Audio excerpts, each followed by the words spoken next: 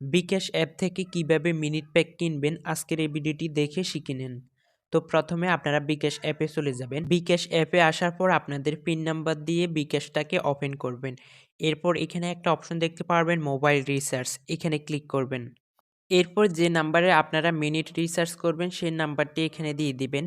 আর যদি আপনারা dial option থেকে নাম্বার বের করতে চান তাহলে নিচের দিকে চলে যাবেন, গেলে এখান থেকে আপনারা আপনাদের মোবাইলে যে কন্ট্যাক্টস নাম্বারগুলো আছে নাম্বারগুলো দেখতে পারবেন।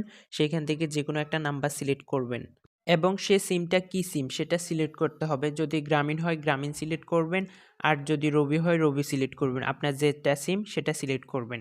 সিম সিলেক্ট করার পর এখানে নতুন আরেকটা পেজ ওপেন হবে। এরপর আপনারা এখান থেকে কয়েকটা লেয়ার দেখতে পারবেন। প্রথমে আছে ইন্টারনেট, মাই offer, minute, call rate offer. তো আপনারা জাস্ট এখান থেকে মিনিট অপশনে ক্লিক করে দিবেন। মিনিট অপশনে ক্লিক করার পর এখানে আপনারা মিনিটের প্যাকেজগুলো দেখতে পারবেন। তো এখান থেকে আপনাদের মন মতো আপনারা মিনিট রিচার্জ করতে পারবেন।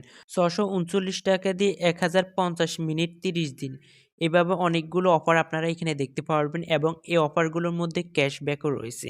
তো আপনারা আপনাদের চাহিদা অনুযায়ী এখান থেকে অফারটা খুঁজে বের করবেন। তো আমি এখান থেকে ৪৯ টাকা দিয়ে ৩ দিনের ৭০ মিনিট এই অফারটা নিব। তো এজন্য আমি এখানে সিলেক্ট করব। এখানে সিলেক্ট করার পর আপনারা এখান থেকে আপনাদের বিকাশের যে পিন নম্বরটা আছে সেটা দিয়ে দিবেন। দেওয়ার পর মোবাইল রিচার্জ করতে ট্যাপ করে ধরে রাখুন। এখানে ক্লিক করে ধরে রাখবেন।